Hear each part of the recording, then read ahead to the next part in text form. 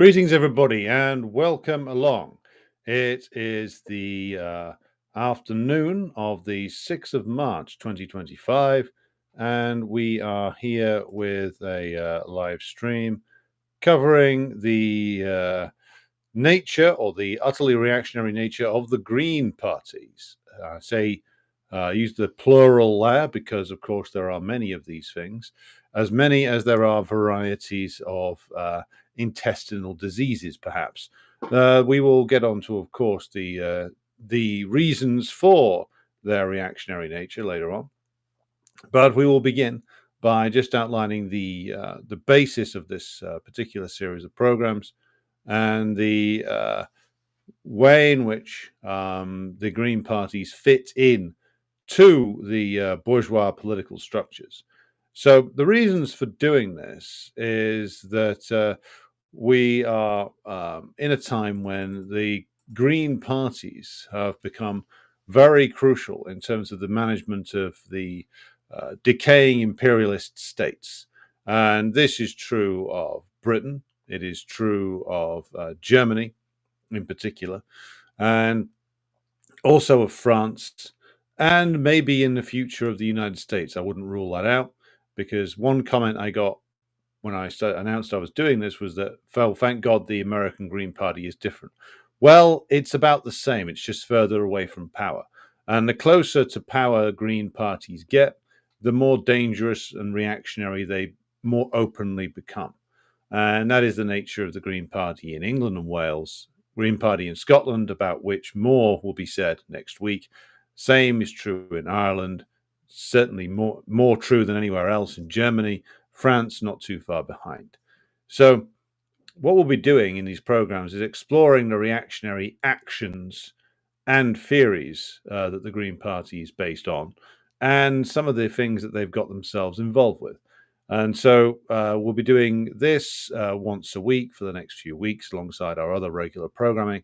And I welcome anybody from the Green Party who wants to contest anything that I have to say to contact me, and we'll throw it on live. I don't usually issue come debate me notices, but I am so confident of my ability to demonstrate the utterly reactionary nature of the Green Party that I feel that I could basically defeat any of these morons, with my eyes closed and with loudspeakers on my ears. In other words, the Guantanamo chic collection. Now, the Green Party in England and Wales will be the primary subject of our discussion today. As I say, Scottish Greens are a little bit different, though roughly the same amount of reactionary, and they will be the subject of our discussion next week. Now, what has pushed me into doing this is, of course, the Green Party's endorsement of the Ukraine war, and doing so in lockstep with Keir Starmer. Now, it was speculated before the general election that the Greens might ultimately end up in some kind of arrangement with the Labour Party. It was mentioned during the Corbyn years that there needed to be a progressive alliance with Labour, Liberals, and the Green Party all in one. So this is something which has come up before. The alliance being sought by the Greens with the fading and flailing forces of social democracy. Now, they've made this official in their recent statement on the Ukraine war.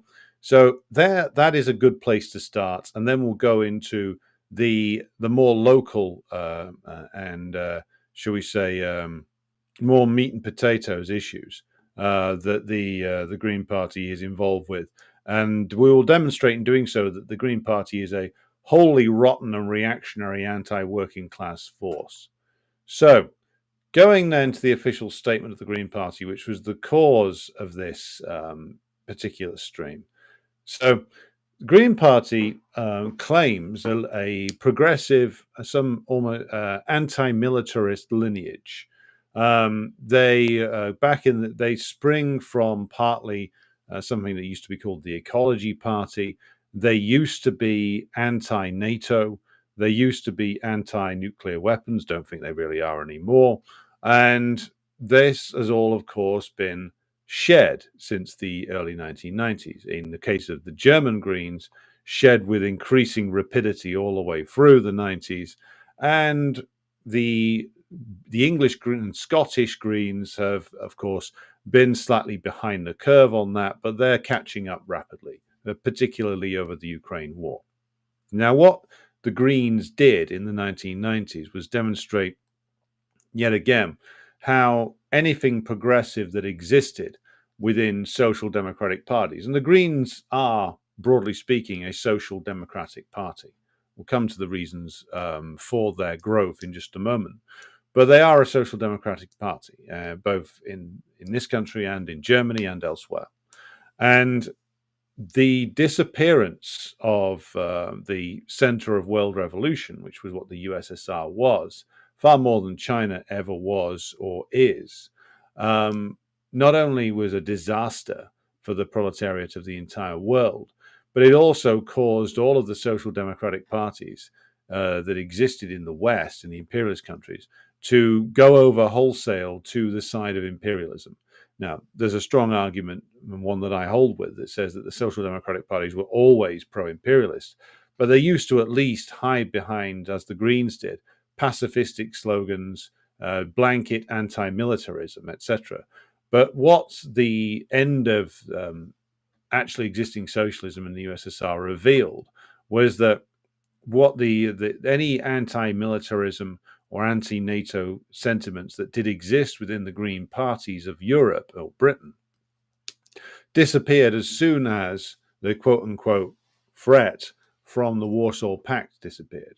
As soon as there was no longer a global center of world revolution, as soon as the Soviet Union as that center disappeared under the weight of the counter-revolution and the disorganized chaos and cowardice that existed within the old CPSU, then all of the other social democratic parties in Western Europe reverted to type. They dropped all of the even verbal opposition to US imperialism and just joined with every crusade that US imperialism wanted to launch. The sole exception to most of this being Iraq, but even on that, the German Greens were very keen on the whole idea. The Greens just adopted in the 1990s, it's in the case of Germany and France, the human rights intervention doctrines, basically meaning they adopted the doctrine of liberal, progressive imperialism led by the US as the sole force of progress in the world. Again, very true of the German Greens, increasingly true of the Greens in Britain in their various guises. And the reason for that is quite simple, as I already said. Without the Soviet Union, without the official, without the existence of official socialism, without the existence of a center of global revolution, providing inspiration for the proletariat across the world, that a different system could be reached, then there was no need for the ruling class to indulge social democracy anymore, and no need for the social democrats to pretend that they were interested in an alternative. Now, some people in the social democratic parties or the Greens might have been, up to this day, genuine about wanting an alternative, but because social democracy, whether it is in the form of the Labour Party or in the form of the Greens, does not seek to overturn the current system, but seeks to manage it better within its existing parameters and not challenge the power of the ruling class head on, then what they end up doing is they are faced with the choice every time they get into power. And that choice is either fulfill the obligations to their electorate, fulfill the manifesto commitments that they have made, and back up the public statements they have made about things like dismantling the war machine, which is what they used to say, opting out of NATO, being anti-NATO, which is, again, something that they used to say, being opposed to nuclear weapons, being opposed to US bases in Britain. All of these things are policies that the Greens have been in favor of or have spoken in favor of at various different points in time. And in domestic policy, they've been in favor of, or at least they say they're in favor of, public housing schemes. In reality, they're not. They say they're in favor of trade union rights and expanding trade union rights. In reality, they're not.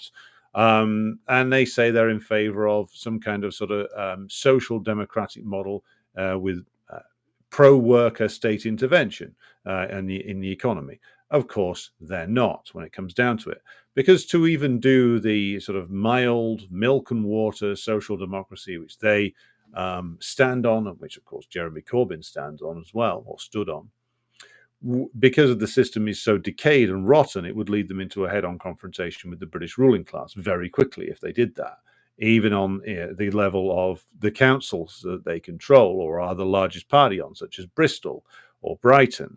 And if you are serious about trying to fulfill your commitments that you have made in your manifesto, even on a local level, you'll come into conflict with the central government very quickly. You'll come into conflict with the wider ruling class very quickly if you make an issue out of it, and they'll move heaven and earth to try and destroy you.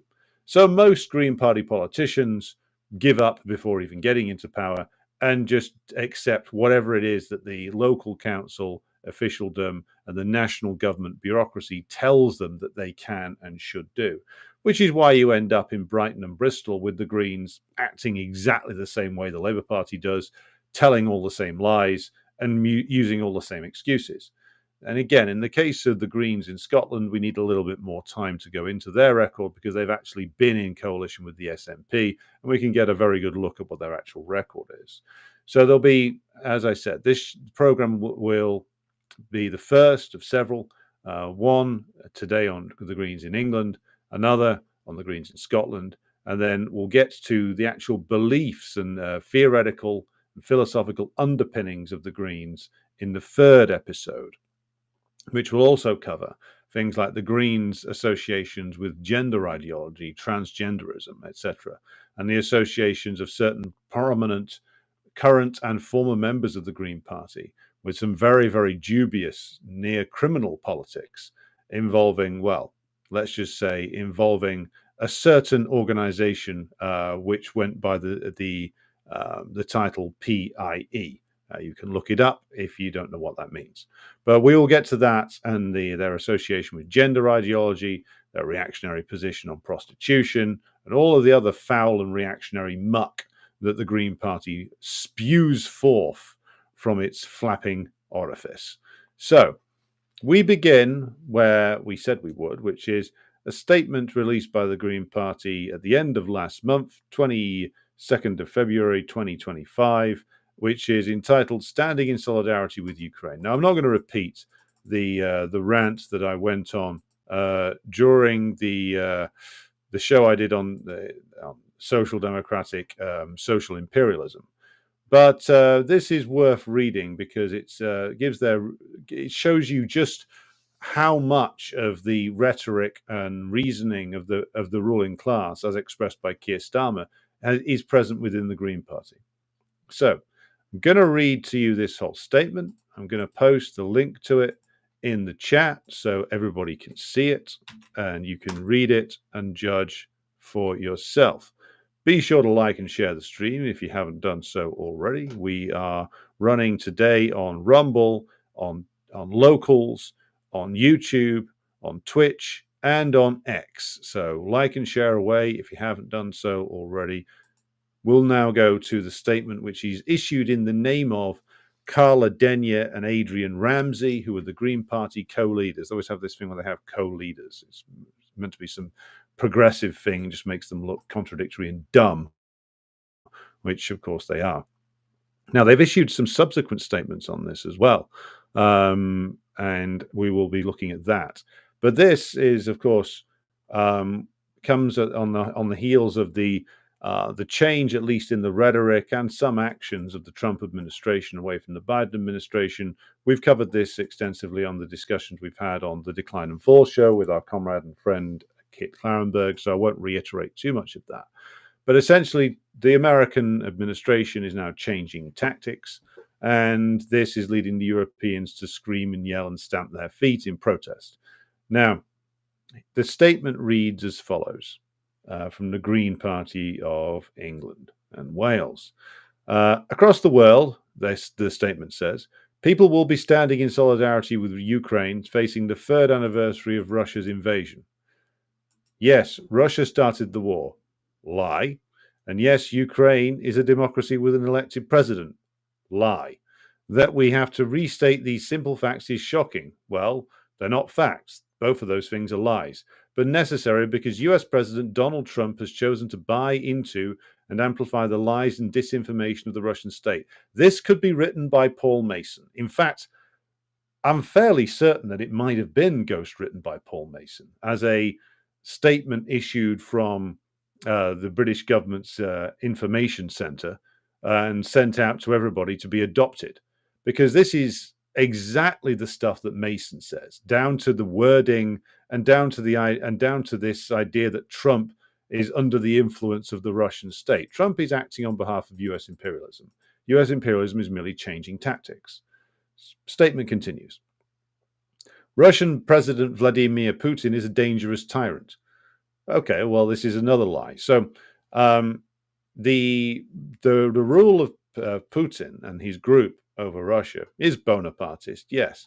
But how many countries has the Russian Federation destroyed during Putin's time in office? How many?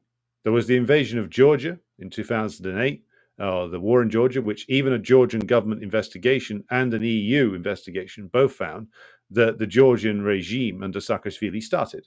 And when the operation was done, the Russians withdrew. Now there's a special military operation in Ukraine, which was started after 8 years of war, which, of course, the Green Party does not mention in the statement, which I'm going to say was written by Paul Mason, because it might as well have been. Now, if Putin is a dangerous tyrant, then what does that make the various British prime ministers that have occupied 10 Downing Street since the year 2000, when Putin first took office as Russian president, in which time the British have been involved in the invasion and occupation of Afghanistan, Iraq, and the overthrow of governments in Libya and Syria, the backing of a genocide in Gaza, and the various different colour revolutions, of course, which the Green Party are fully on board with, in places like Ukraine, which brought us to the point we are at today, in places like Lebanon, in places like Georgia, which is the aforementioned Georgia, in places like Armenia, and numerous others. In fact, too numerous a bunch of cases to actually go through all of them. Now, they say that Trump is joining Putin in spreading lies, attacking democracy, sowing division and chaos, and undermining the rule of law. Now, even if we go with liberal definitions here, like undermining the rule of law, again, every American president has done that, including Biden, who presumably the Green Party now endorses, completely endorses. Sowing division and chaos, well, that's the standard operating procedure of imperialism. Attacking democracy, well, even if we go by a defense of bourgeois democracy, there is no greater enemy of bourgeois democratic elections when they don't go the way of imperialism than the US and the British. Now, if we're talking about lies, well, the entire edifice of US imperialism and British imperialism is based on a series of lies. So everything about that statement is completely wrong. If Putin is the dangerous tyrant that the Green Party statement, probably written by Paul Mason, claims he is, then why is his record of attacking and destroying other countries so poor if we're going to compare him to the great successes of the US presidents over the last 20 years? Now, then they come up with another lie. We want this war to end and we want peace talks. Well, they clearly don't, because look at the next sentence. Our unwavering position is that the voice of Ukraine must be front and center of the peace talks that must take place. It is for the people of Ukraine to decide their future, not Putin, not Trump. Well, the people of Ukraine were robbed of any chance of deciding their future. The people of Ukraine were opposed quite strongly to NATO membership. NATO membership was something that was an obsession of a certain part of the oligarchy and the fascists in Western Ukraine. What was imposed on the people of Ukraine by an organized coup, organized by the US imperialists and the European Union and the British in 2014, following up on another coup they'd staged 10 years earlier. What was imposed on the Ukrainian people was a war that was started because of the fascist repression that was unleashed after the removal of the Yanukovych government in 2014. when a rebellion in the east of Ukraine, domestic rebellion by the Eastern Ukrainian working class, as it was then, caused started a war, which was again the product of the coup and the product of the repression of the coup regime. So again, like the people of Ukraine were cheated by the actions of the Ukrainian oligarchy, by the actions of the Maidan regime, and by the actions of the fascist bands and their repression against the Ukrainian working class. Green Party, of course, makes no mention of any of that. So they completely ignore the fact that the Ukrainian people have been consistently robbed of even bourgeois democratic rights, including robbed by Zelensky, who lied to them about who was overwhelmingly elected on the platform of peace and then immediately ramped up the war for reasons that could be many and varied, but that is what he did. So the Green Party is, of course, lying about the origins of the war, lying about when the war started, lying about the influence of US imperialism and British imperialism over Ukraine, and lying about the fact that they want peace, because it's pretty obvious that they don't. Next paragraph reads as follows. The UK government, God, I hate the term UK. What the fuck does it even mean? United Kingdom? Have you been around this country recently? Doesn't look particularly fucking united to me. United around what? The only thing that's united in this country are the bourgeois political parties who are all thirsting for continued war against Russia. This political project that the British bourgeoisie ushered in, probably from the beginning of the 17th century, has never been more fractured and has never been weaker. I find the term UK to be a completely disgusting reactionary term. Plus, I have a loathing of the term kingdom. I have a loathing of kings. But again, we're getting into my somewhat petty quibbling over the name of this country we're supposedly in. Moving on. I'm not going to use the term UK. The British government, which is what it actually is, could and should be doing much more to tighten sanctions on Russia. Well, they couldn't do much more. But we'll come to the contradictions of this policy in just a moment. Sales of Russian fossil fuels, here's the bit the Green Party might have written themselves, are paying for the missiles and drones used to attack Ukrainian civilians. Well, there's an element of truth in that, which is that the sanctions regime is a farce. All of the European countries, including the British, continue to buy Russian oil on the private market, from the so-called ghost fleet that the British ruling class propagandists are always babbling on about the need to tackle it. Well, then you'll need to cut off the supply of oil to the European countries who are buying it in huge quantities, often just relabeled as Indian oil. So, yes, the sanctions are a farce. So what the Green Party, by their own admission, are asking for is either more of a farce or to actually cut off the supply of Russian oil entirely, which would cause the prices of European fuel to shoot through the roof even more than they have done already. So the Green Party, not for the first time or the last, is calling for the further impoverishment of the European working classes. Again, get used to that. It's something they do quite a lot. Green Party statement continues, as written by Paul Mason.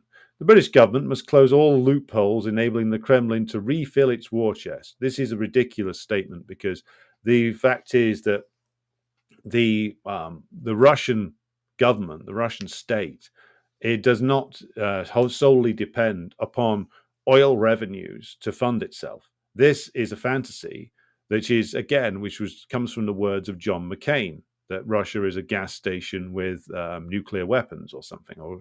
And this idea that if we just get the sanctions right, the Russian Federation won't be able to fund its army anymore, it's ridiculous. Partly because there is the Russian base of production for the Russian war material is largely self-sustaining in terms of it's able to get most of what it needs from inside its own country. It doesn't need to engage in trade. And it's actually wrong to suggest that it's only because of oil and gas sales that Russia has any scope to act on this question. Again, a fantasy. They carry on. Ukrainians who came to Britain to seek safety and still cannot return to their war-torn homes must be given ongoing protection and proper support. Britain must keep supporting Ukraine to defend itself. Again, Like, so in other words, you're asking for the war to continue. And Prime Minister Starmer must make it crystal clear when he meets President Trump that we will do so. Well, Keir Starmer fulfilled the Green demands, or I should say Paul Mason's demands. The end goal is a just and lasting peace based on sovereignty, independence, and territorial integrity of Ukraine. That can still be achieved. It can't be achieved. It can't be, because the Russians cannot and will not withdraw from the 4 territories plus Crimea. The Russians cannot and will not make concessions that the Kiev regime is demanding, because the Kiev regime is controlled by elements in London and Washington which wish the war to continue. That is undeniable. Everybody knows it. Even people inside Ukraine who run like Ukrainian leak channels, like those on Telegram, which are labeled, the big ones labeled resident and legitimny. They say all the time that everybody, even inside the Kiev regime, knows that the orders come from London and from elements within Washington. So there's no sovereignty and there's no independence, and there hasn't been since 2014. Green Party is again lying, as they always do. Territorial integrity of Ukraine, well, that doesn't mean shit when the territory is sold off to various so-called investors from the West. Independence, they have none. They haven't had any for over a decade. So this statement is a series of lies and farcical nonsense and misrepresentations that could have come straight out of Keir Starmer's mouth. So if that's the point, then what is the point? If that is what is going on here, the Green Party is just going to adopt the exact same policy as the Labour Party and the Tories and the Liberals, then what the fuck is the point of the Green Party? If they're going to be spouting the same line as the government over key issues of war and peace, which they used to pretend to care about, then again, what's the point of them? So now we will go to see what was their more up-to-date statement is. And they recently rushed off to the press with a condemnation of Trump and Vance having a go at Zelensky. Zelensky, of course, is just a puppet of the US and the British imperialists, who has been told by his employers, or one of his employers, that time's up and we're changing tactics.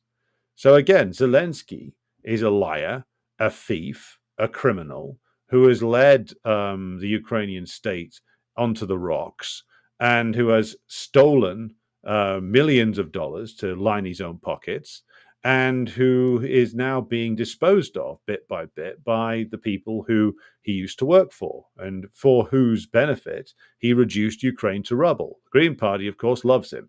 Of course they do, because they love countries being reduced to rubble. They always have. So why then is the Green Party so keen on keeping the war going? Well, first of all, let's deal with a standard political maneuver from the British ruling class.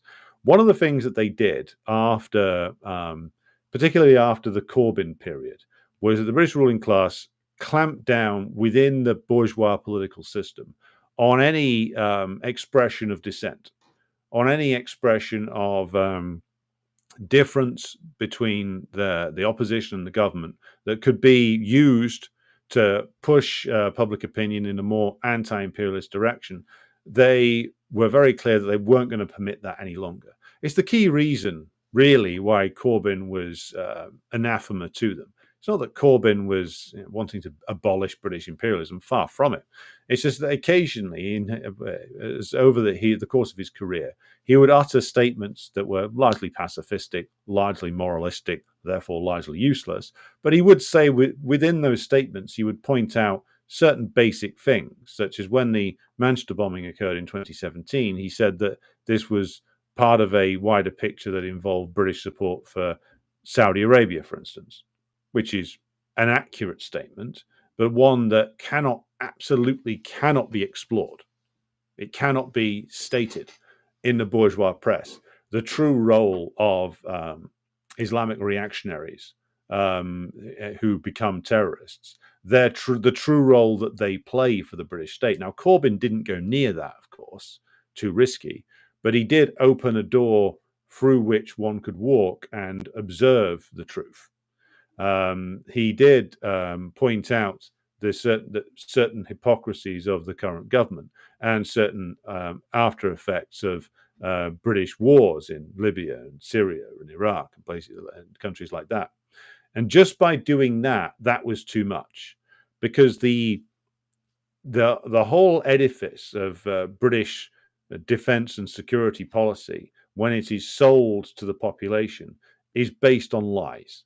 Not just one lie or two lies, but like a whole tissue of lies. The entire thing, the entire edifice of foreign and defense policy is based on these gigantic uh, untruths that the British propagandists tell the population. Take, for instance, the terrorism question, just as an example. You don't even need to use the Ukraine question for this one, but the question of so-called Islamic terrorism, which is that the way it's presented is that since 9/11, these bearded fanatics have been running around determined to bring jihad to Britain because they hate freedom. Then, if you strip that away and you read the work of people like Max Blumenthal and others, and you find out that, well, hang on a minute, if this is about fundamental opposition to life in Britain, then why do so many of these people not only come from here, but also are employed in the service of the British government to go and do the British government's off the books business in places like Afghanistan in the 80s, the former Yugoslavia in the 90s, Libya, Syria, and many other places. If this is some sort of war, as it was portrayed, a war on terror, then why do so many of the terrorists appear to work for Britain, appear to work for the British government or the US government? That question, of course, cannot be addressed. It can't be addressed in the bourgeois press because it would reveal too much. It would reveal that everything they told the population about the wars after September 11, 2001 was a giant series of lies. And you cannot risk that getting out there if you're the ruling class. So Corbyn, merely by hinting at that, merely by tiptoeing towards that, was going too far.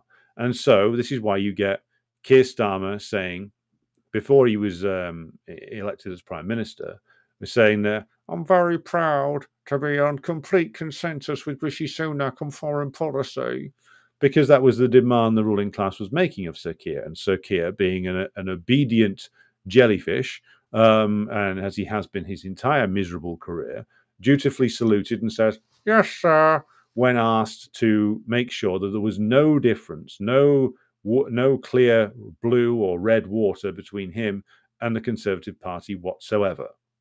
And he has obeyed that.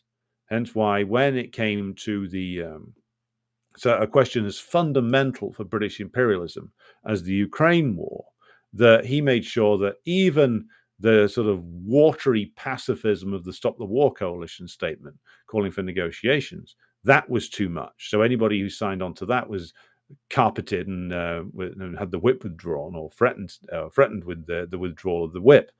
And most of the so-called Labour left crumbled and immediately fell into line. Because, as we've said before, the Ukraine war is even more fundamental to British imperialism than the Israel situation, the war on Gaza. Now, it's hard to believe, given the number of arrests and state harassment that has been involved in the Gaza over the Gaza war, and directed against those who are critical of the Zionist regime and the war that it has waged on behalf of its master in Washington. But the reason why there's been more state repression over that is because the opposition to it's been much higher. Because again, there's a certain split within the British ruling class over occupied Palestine. There is a much more long-standing solidarity campaign with the Palestinian resistance forces, with the right of the Palestinians to their own state, which makes it more difficult for the British ruling class to deal with, and hence they've been using more and more repression, because there's a wider depth of feeling about the Palestinian cause. Now, about the Ukraine situation, it's more fundamental, and there's no division whatsoever within the British ruling class. They're completely unified on their need to defeat and destroy the Russian Federation. They are absolutely all lined up with that. because, again, the only way that British imperialism can hope to revive itself is by getting enough loot extracted from the collapse and destruction of the government and state formation of the Russian Federation. And this is why they wanted not just the Labour Party and the Tories lined up behind this war, but all of the opposition parties. And that's where the pressure comes from. Now, we can point out, and we will, the flaws in the Green Party's theoretical origins, which leads them to this point. But fundamentally, these, not just the Greens, but the Welsh Nationalists, the Scottish National Party, these are all social democratic organisations in reality.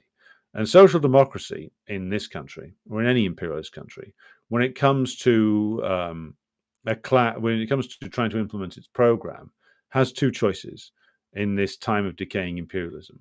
You either resist the British ruling class in trying to fight for the imposition of a program which, even in its moderate form, would lead to damaging of certain profitable sectors of the utterly parasitic British economy. You can either do that and risk imprisonment or death at the hands of the ruling class, or you can take the Cecil Rhodes option, which is hope that a revived British imperialism finds enough loot that the ruling class will scatter some crumbs across from their table onto the heads of the gaping open mouths of the working class, and they will say, "Yes, sir, thank you very much, sir. We will support your war forevermore, sir."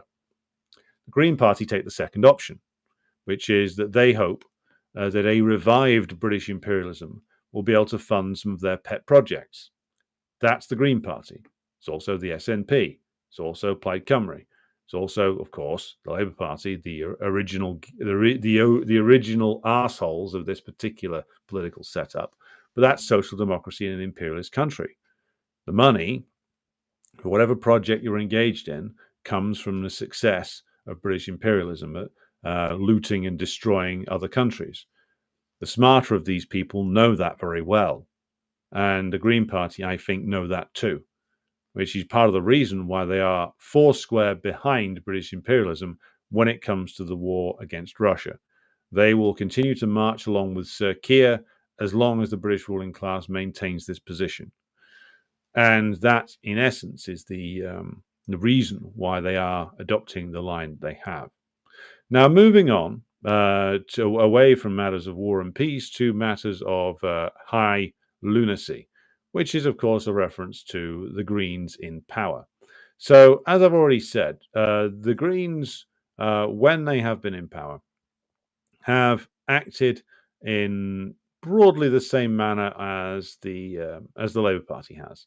They are a social democratic party, so when they get into office, be it on the national level or at the regional level, they act in broadly the same way as any other social democratic organisation would when confronted with resistance from the ruling class, who tell you, you can't do that, there's no money.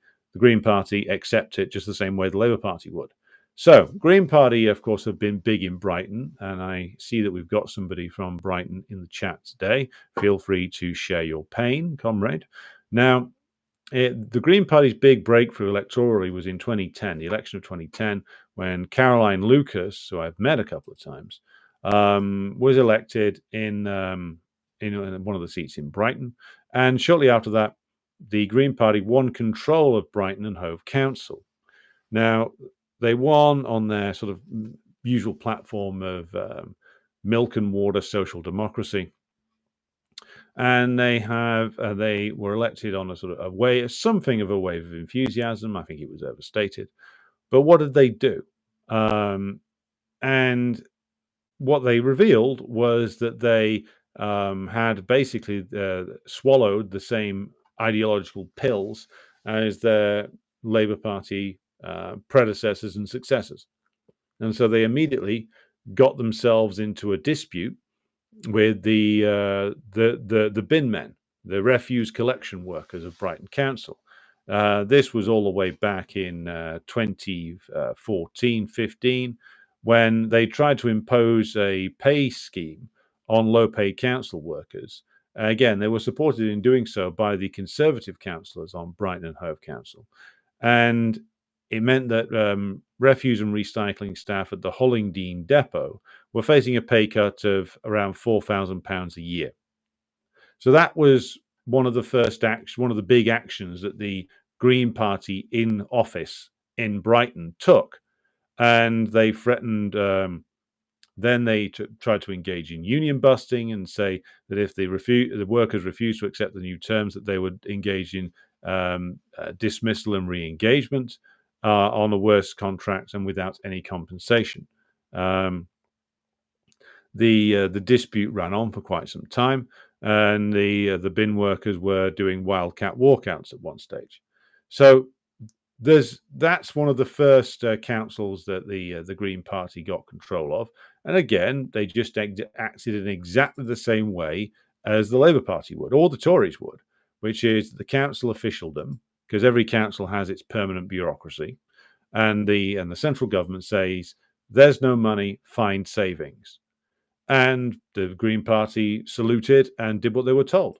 They never tried for a moment to resist in any way or build any kind of serious campaign against council cuts or against the logic of them.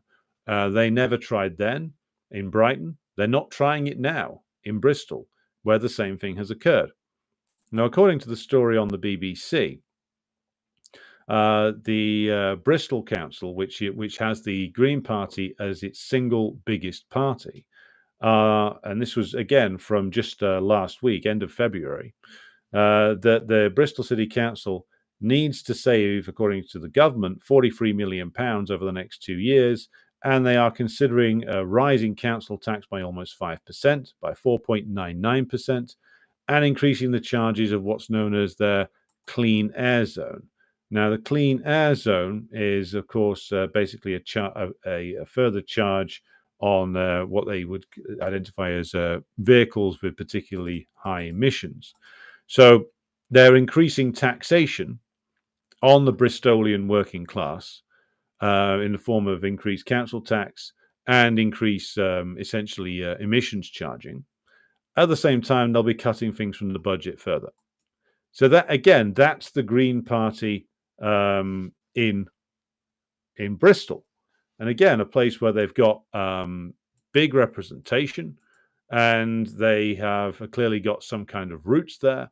They could build some kind of campaign if they had chosen to do so, but they have not chosen to do so. Instead, the Green Party is promising to implement cuts to the Bristol City Council budget / services in the same way that the Labour Party would do, and they're engaging in the exact same set of excuse making, which is that they'll hide behind the idea that, oh, it's all the central government's fault. Now, let's be clear, a lot of it is, but it's the Labour Party's fault. We're just the ones who have to carry out this. We have no choice. Again, if you ever had a conversation with a Labour Party councillor who says that he or she doesn't agree with their party's policy, but ends up voting for it anyway, then basically what you've got is a Green councillor with a different rosette on, because they make all the same excuses, come up with all the same lies, and in the end, toe the line that's given to them by Westminster. Now, I should say at this stage that there are, of course, severe problems with the way in which local government is organised in this country. Of course, there are. Local government's been gutted of powers and budgets for many years by the central government. John Major, remember him, that tower of charisma next to Keir Starmer, considered abolishing all local government and centralising all power in Westminster. The trend since the 80s has in actual fact been to remove any power that the local government used to have that could conceivably challenge the prerogatives of the central government.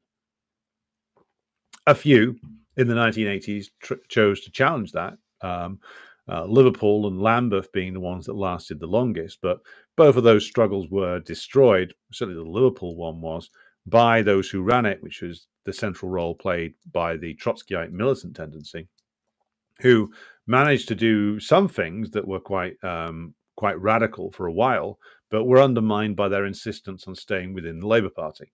And that basically doomed their struggle to failure, despite the fact that they did wage a mass campaign for a few years.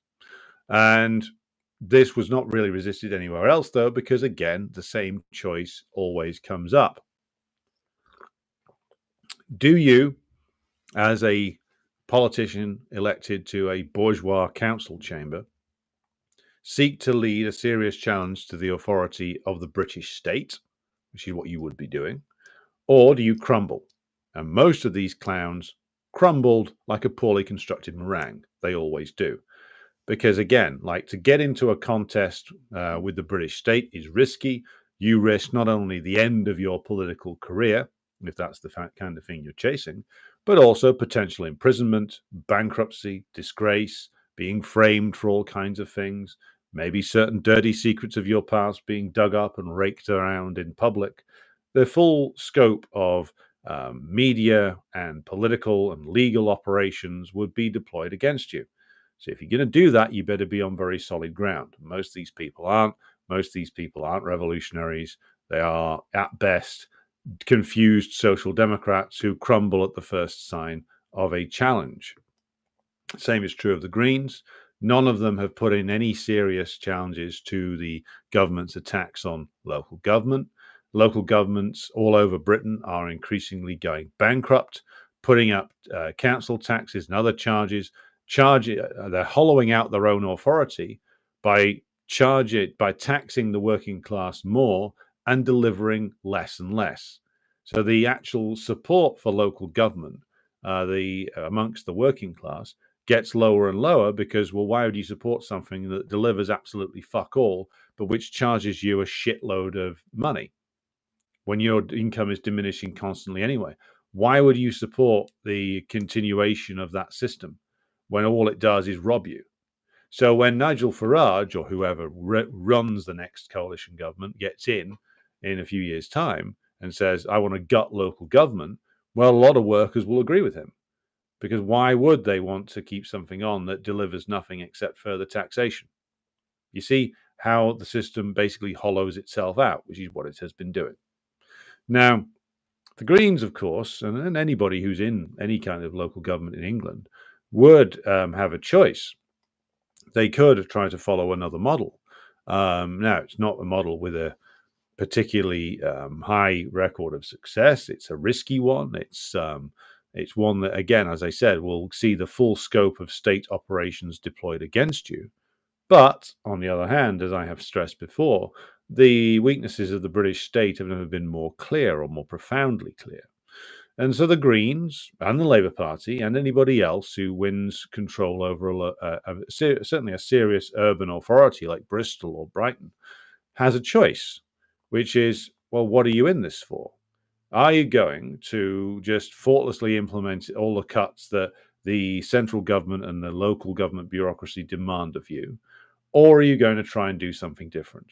Are you going to try and use whatever powers that the council has to try and avoid making cuts? Are you at the very least, going to go out and inform the working class population of Bristol, of Brighton, of insert name of city here, of the reality of the financial condition of the city, of why it's in that condition? Are you going to stage events where councillors use their positions to inform and educate the working class as to the situation and what can be done to fight back against it? Are you going to mobilize the trade unions in defense of local council services? Are you going to mobilize the trade unions in defense of public sector jobs? Are you going to make demands such as that all outsourcing and other parasitic measures be ended? Are you going to launch a full-scale defense of the idea of council housing, for instance? Are you going to stop stock transfers to semi-privatized or outright privatized companies that rob public housing and seek to profit off it? Are you going to stop the growth of the buy-to-let landlord industry? Again, all things that you as a councillor, particularly of a party that runs the council, at least nominally, that you could organize around. Yes, it will lead the ruling class to scream its opposition at you. It will lead them to deploy all of their tricks against you.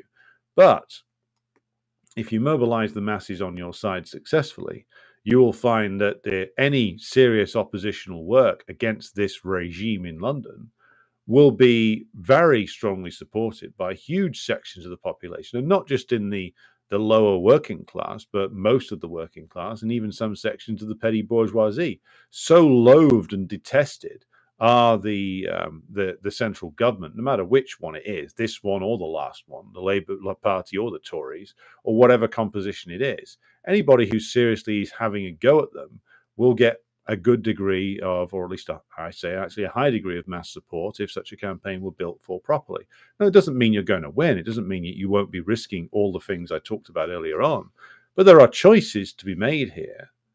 And the Greens, like the Labour Party, like every other party in this country, who are in either a council or or local council, a regional council, a city council, or one of the parliaments in Cardiff or Edinburgh, they all make a choice to not do that. And again, there's specific reasons for that, but it is a choice that is there. You either use the position that you are elected to wage a struggle, or you take the payoff of the ruling class, shut the fuck up, and make the cuts, and hope that you get enough of a payoff to escape the consequences of your actions. And most of them, led by the Greens now, are taking the payoff and hoping to escape before the consequences of their actions become clear to those who once voted for them. That's your Green Party, and that's what they've always been like. And the root of the rot is that they are weak, pathetic, social chauvinists and social imperialists who have decided that their project is dependent upon the profits of imperialism, and therefore they will, of course, become rabid enthusiasts for British imperialism. And that is exactly what they are. So now we turn to comments. And we see we've got a fair few of you here. So we have 152 of you watching on YouTube, a whole 2 of you watching on Rumble, which is funny because I'm using the Rumble studio to do this. Let's try and get some more people onto the Rumble stream. I'll be sharing that around more. 1 of you on Twitch, 1 of you on Locals. Let's just drop in and see how we're doing on the the X side of things. So we got 383 of you. No, sorry, 291 of you watching on X. Good to have you all with us. Retweet, etc., please. So let's take a look at what comments we have got coming in now. Right. Let's scroll right back up to the top and walk ourselves through those who have come in. Right, we've got Svetlana in Moscow, Grassy Knoll. We have Davey out there in Gwynedd. We have Victor, Albert. We have Nikki. We have Bob. We have Lee. Good afternoon to you, comrade. We have Vera. We have Tim Gray. We have Working Prole Incorporated coming to us from Vienna. We have Daniel joining us from the aforementioned Bristol. We have Grassy Knoll commenting, if the Greens are true believers in population growth, then shouldn't they volunteer with the population problem that they perceive?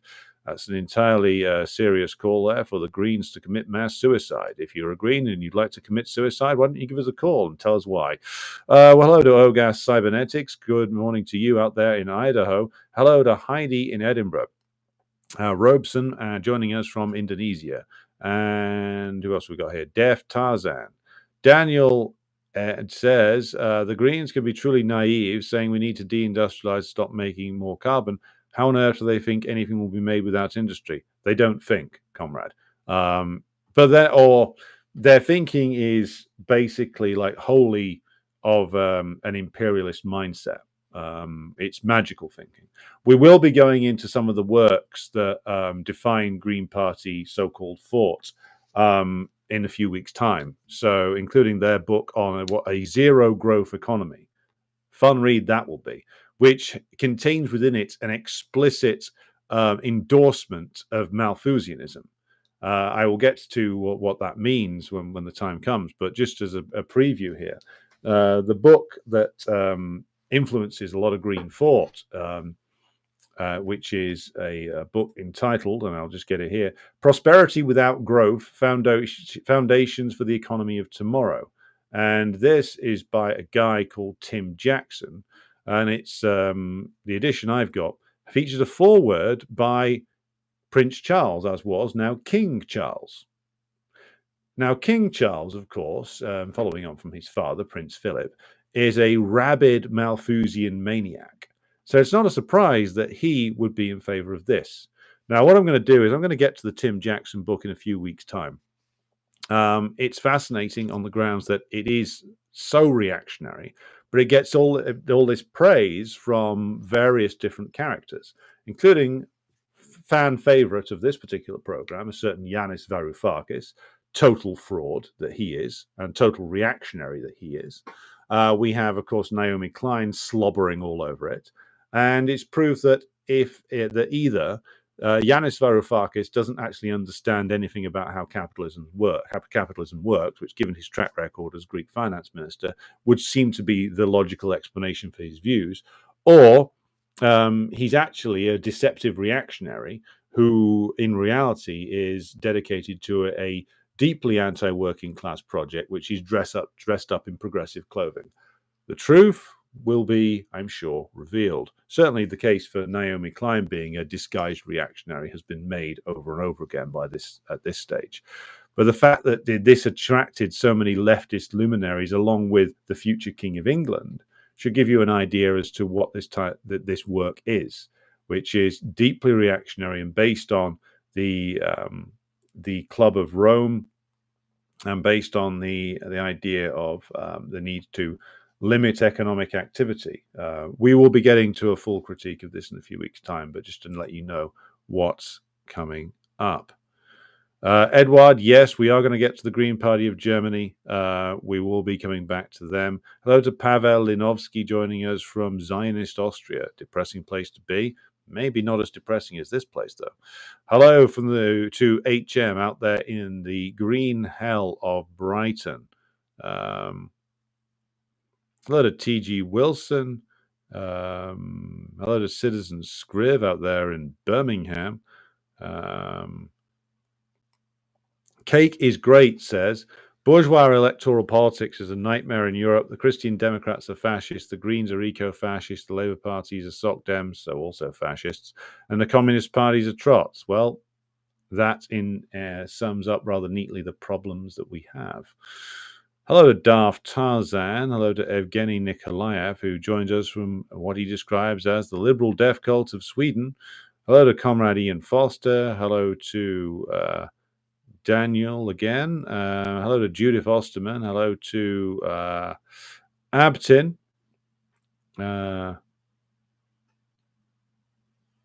Who asks, how many working class people do you find in the so-called green movement? Very few. Very few. It's a very petty bourgeois movement. A movement of petty bourgeois reactionaries. Kobe Mop says, Butch Ware from the Green Party in the US has crazy takes on the Uyghurs in China. Yeah, they also swallow the fake genocide, the fake Uyghur genocide, which is completely false and without any truth to it. Just a Maverick, hello to you. Hello to Roddy. Hello to Yaya and Guy from Brazil. And Kevin from the Wild West, known as Sligo.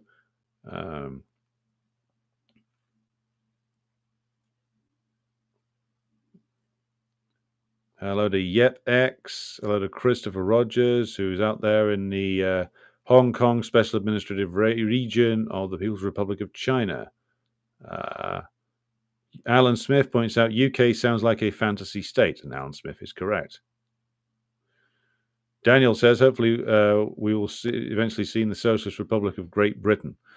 Well, let's see. I'm sure we will get to socialism in this land of ours eventually. We will see what name we will give it. I would favor... Drop your favored names for socialism in this country into the chat. I wanted to see which one we should use. Kobe says Greek ships have been secretly carrying Russian oil. Wouldn't surprise me if that was the case.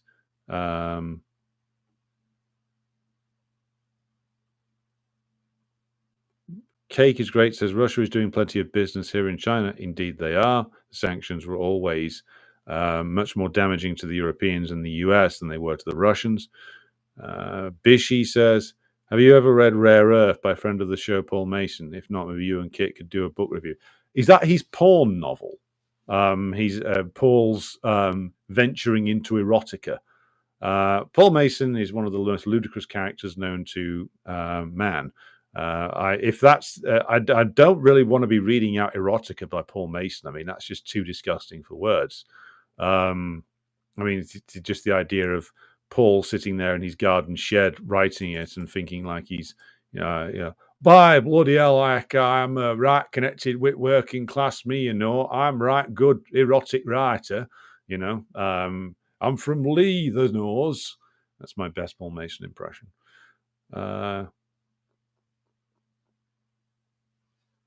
Yeah, says, don't know if you have it up north, Alex, but in London, the bourgeois Greens have car-free neighbourhoods causing more traffic and pollution in the proletarian neighbourhoods.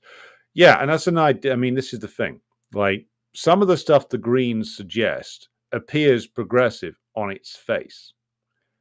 But then you actually implement it, and what it turns into is like, again, a class war upon the working class. Because you feed this into a system which is relentlessly anti-worker. And what comes out the other end, unsurprisingly, if you understand things, is something which is anti-worker, because class war against the working class is built into the system.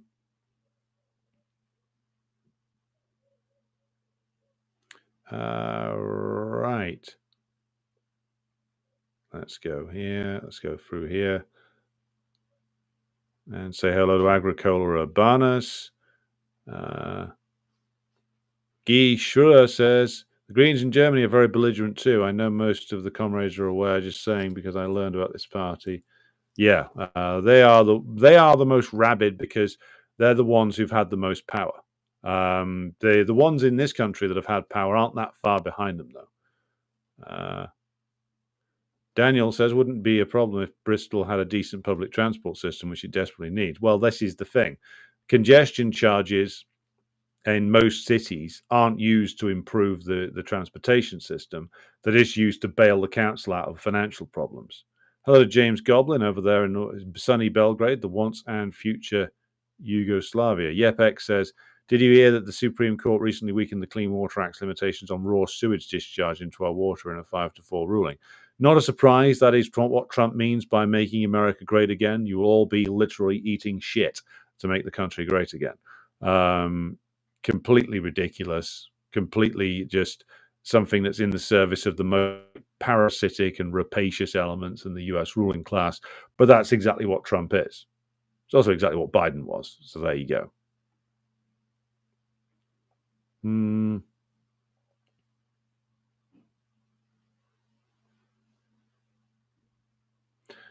Agricola says, I was a young punk rocker in 1980 and visited Festival Against Fascism in Frankfurt, and one of the speakers was Daniel Cohn-Bendit, self-confessed sex offender. Some communists went on stage and punched him right in the face. Well, he should have punched him harder, is all you can say about that. That man is a piece of shit and always was. Like, I know he's got this fame as the leader of the student revolt in Paris in 1968, but in reality, he was the leader of a revolt that wasn't. A revolt that was defeated very easily, and was always a reactionary.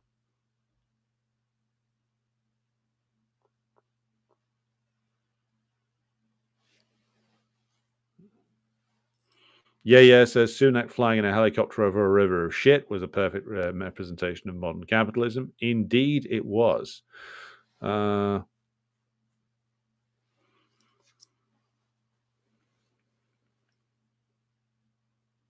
Daniel wants to know what will happen to Keir Starmer and Charles Windsor post-revolution. Well, for all we know, Sir Keir will be out of office within a year and will be found dead under a pile of whiskey bottles in his squalid flat that the ruling class gives him to retire in. Miguel Carvalho says the Green Party in Portugal is allied with the Communist Party. You should look it up. I'd like to have your opinion on it. Well, I will look it up. my opinions on the Portuguese Communist Party aren't informed enough at the moment, so I will need to do some reading before I can actually comment. Lucky Spears says, like anarchists, Greens think in terms of solutions that would work just fine for a world with tens of thousands of people. Yep, there you go.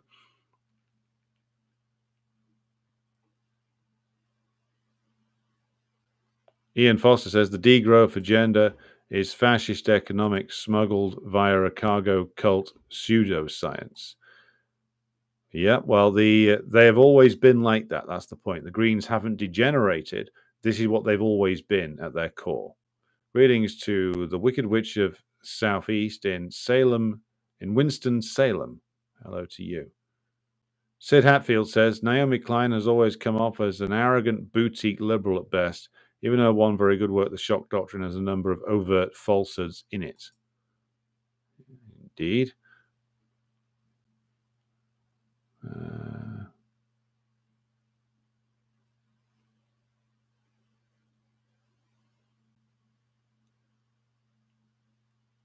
Alan Smith says, sometimes Yanis Varoufakis sounds like a European chauvinist when he talks about Europe, albeit a very polite one.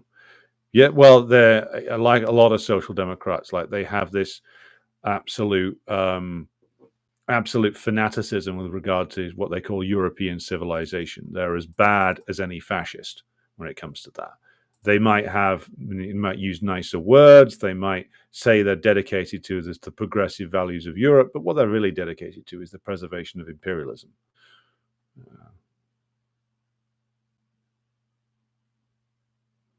And yeah says, Shock Doctrine has some good stuff in it. Of course, it's not revolutionary, but to someone who doesn't know much, it exposes some ugly stuff about capitalism.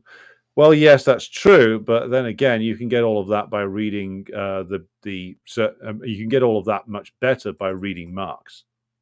In truth, like you can read something like Wage, Labor, and Capital, or Wages, Price, and Profit, which are introductory books, or the Communist Manifesto itself, and you will understand far better why capital acts the way it does than Naomi Klein's social democratic distractions. Than what they all provide to you.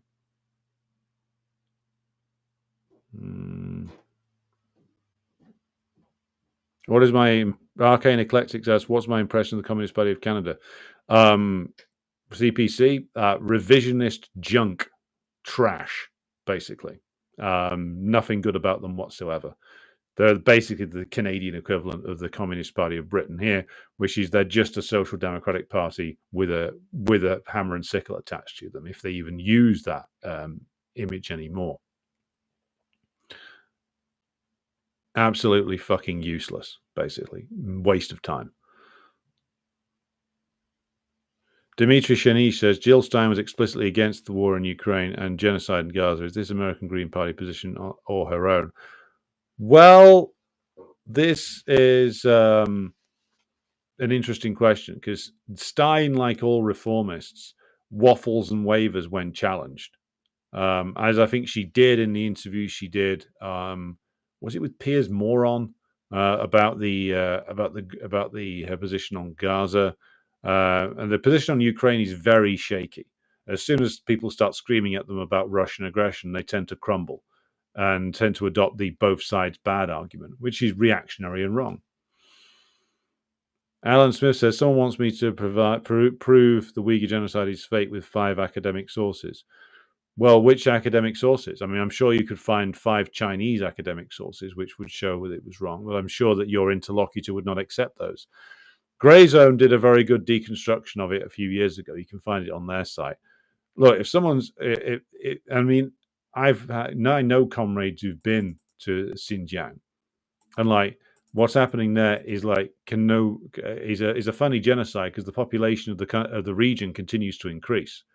The Islamic faith is not suppressed there. Well, who are suppressed there are terrorists who are in the pay of, or in the employment of, the US and the Turkish regime. So it's a funny genocide when the population continually increases and the living standard of the population continually increases, and the local culture is respected, and the local religion and languages are respected. So what kind of genocide are they waging? So this is nonsense. People who believe in this just like are huffing the fumes off bullshit because they believe it because they want to believe it, because there's no proof whatsoever. The Chinese state did repress a terrorist movement in the 2000s and were entirely correct to do so. A terrorist movement which was looking to destroy the Chinese state in the region, looking to destroy the progress that the region had made, and the region has made great progress in recent years in terms of alleviating poverty and building up industry there. These terrorists that were sponsored by the US and the Turks wanted to destroy all of that, and so it's entirely right that they were crushed, and entirely right that the people who ran that were either imprisoned or killed. There you go. If you can't handle that, then keep on reading The Guardian.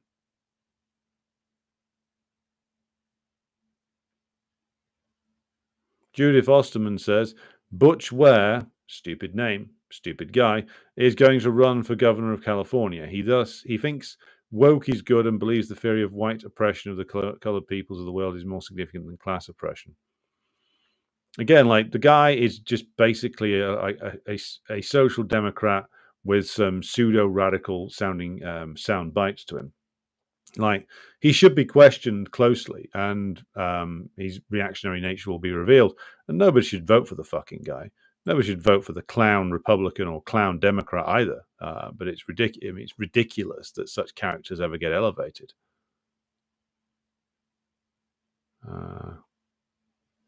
Just scrolling through some more comments here. Didn't Jill Stein condemn Bashar al-Assad? Asks Kobe Mope. Don't know. I will have to look that up. Sid says Chinese were fighting an actual war on terror. Yeah, they were. And the terror, as always, was provided by the imperialists. Okay, so we are at the closing point of today. Been going for just over an hour. So what I'll do is I'll shut down this one for today. Be back with you again tomorrow with the return of the next episode in the Stalin series. So join us again for that. And we'll be also having programs over the course of this weekend. So thanks to everybody who's joined the chat today. Thanks to everybody who's watched on the various different platforms, Rumble, Locals, YouTube, Twitch, and X. We will, as I said, return to you again tomorrow. Thanks to everybody who supports the program on Patreon and Buy Me a Coffee. We'll be back with you again tomorrow, and we'll end the stream right here.